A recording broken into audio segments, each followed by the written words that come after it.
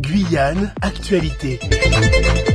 Radio Pays, nous sommes depuis le palais de justice, le tribunal judiciaire du Larivot à Matoury avec Benfelino Ouared et avec Rubiscon Pieka. Benfelino Ouared, vous êtes professeur bien connu dans l'Ouest à Saint-Laurent et puis maintenant au lycée professionnel de Mana, élu à la CTG depuis juin 2021. Rubiscon Pieka, vous êtes cadre à la mairie de Mana, on y reviendra d'ailleurs à l'issue dans la seconde partie de cet entretien. Vous êtes les victimes d'une agression, vol à main armée qui s'est produit mercredi après-midi dans le centre-ville de Saint-Laurent-du-Maroni. Qu'est-ce qui s'est passé, Benfelino Ouared? Bonsoir Samir, bonsoir les internautes. On a décidé d'aller prendre un verre au restaurant. On est resté, on va dire, 1 heure à 1h30. En échangeant avec 2-3 personnes, on a vu 2 individus armés. Ils ont pointé leur flingue sur nous. Ils nous ont demandé de donner nos effets personnels. Et on n'a pas voulu. Juste, excusez-moi de vous évoquer ces moments un peu difficiles, mais ils vous ont pointé l'arme à quel endroit? À la fois sur vous, Benfelino et Rubiscon? Et moi, au niveau du visage. Au niveau du visage. Et vous, en vous disant pardon? En me disant, si tu me donnes pas ce que je vais te tirer dessus. Et vous, Rubiscon? Au moment qu'il m'a dit qu'on vient de nous braquer, et j'étais de dos. Et quand je me suis retourné, le flingue était au niveau de mon front. Comment vous réagissez à ce moment-là? Effectivement, moi j'étais de dos. Et mon collègue me dit, on vient nous braquer. Et en même temps, je me retourne et je me retrouve nez à nez avec un pistolet qui met à joue, qui dit de nous donner tout ce qu'on avait. Et en même temps, mon collègue jambe la barrière de la terrasse du restaurant dans lequel on était. Et de là, les deux voleurs le poursuivent et ils l'ont attrapé. Il a essayé de se battre avec eux. Et moi, j'ai eu l'occasion de courir dans le restaurant et d'alerter les autres personnes qui étaient dedans. Ça se passe en une fraction de seconde, c'est ça, Benfelino Ouared? Oui, 5-10 secondes maximum. Ouais. On voit qu'aujourd'hui que personne n'est à l'abri. Personne n'est à l'abri à Saint-Laurent, donc on était là juste pour prendre un verre. Et on se fait braquer en plein jour, 16h de l'après-midi. Et ça, c'est pas tolérable. C'est plus tolérable en Guyane d'une manière générale. Mais il faut que les autorités puissent réagir. Je ne parle pas en tant qu'élu, je parle en tant que père de famille. Et voilà, donc il faut que les autorités puissent réagir. Parce qu'on y reviendra, il y en a un qui a été arrêté, il y en a un autre a priori qui a fui du côté d'Albina. Après, vous avez pu prévenir les gendarmes, qu'est-ce qui s'est passé après, dans l'instant d'après? À l'instant d'après, oui, on a informé la gendarmerie. Ils se sont déplacés immédiatement. 30 minutes après, ils ont interpellé les malfrats. Rubiscon, un mot également sur cet instant, l'agression en elle-même, comment vous avez vécu ça? Vous avez été donné l'alerte au sein de l'établissement?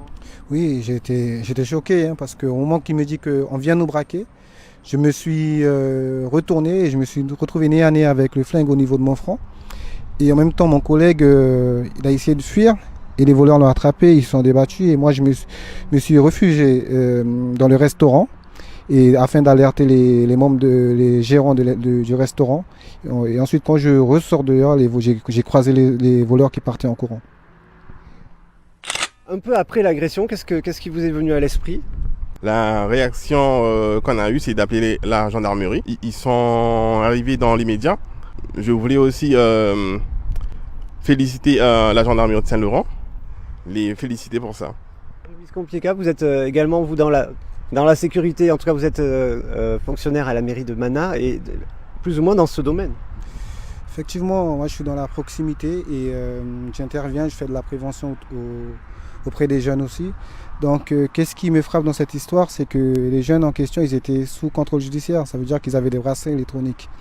Donc aujourd'hui, il y a une faille, je pense, dans le système judiciaire en Guyane, c'est-à-dire que des jeunes qui ont fait beaucoup de faits et beaucoup d'infractions dans ce même domaine et aujourd'hui ils sont en liberté et ils n'ont pas compris en fait. Donc aujourd'hui le message que je veux lancer, c'est qu'aujourd'hui il faut que les peines soient moins légères et qu'en plus étudier vraiment le cas par cas de chaque individu lorsqu'ils commettent des infractions, parce qu'aujourd'hui c'est nous, mais demain ça peut être nos enfants ou quelqu'un d'autre. C'est pour ça aujourd'hui nous on est au tribunal aujourd'hui pour que on laisse pas passer, parce qu'aujourd'hui Saint-Laurent c'est une ville que déjà il manque au niveau de la gendarmerie. mais aussi la population agrandisse. Il n'y a pas de travail, c'est ce que les jeunes reprochent, qu'il n'y a pas de travail. Donc pour eux, l'issue, c'est le vol, c'est les agressions. Donc aujourd'hui, je pense qu'il faut qu'on voit les choses autrement. Il faut faire plus de prévention auprès de la jeunesse. Et aussi, il faut apporter des soutiens parce que même l'accompagnement pour des jeunes qui sont en manque de formation, qui ne sont pas intégrés, qui n'ont pas de papier. Donc je pense qu'il faut beaucoup plus d'action dans ce sens-là pour qu'on puisse amoindrir ce problème-là. Parce qu'aujourd'hui, on ne pourra pas tout régler, mais je pense que c'est déjà ça serait un bon début de commencer à travailler dans ce sens-là.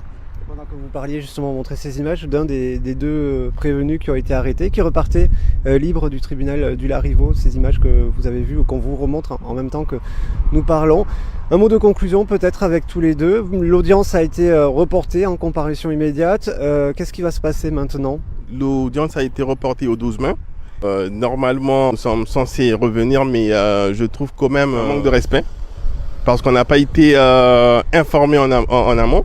Donc on s'est déplacé pour rien. En même temps, je trouve que notre système judiciaire est trop laxiste par rapport aux faits. Vous êtes venu de Saint-Laurent, vous avez fait l'aller-retour par rapport aussi à vos vies professionnelles.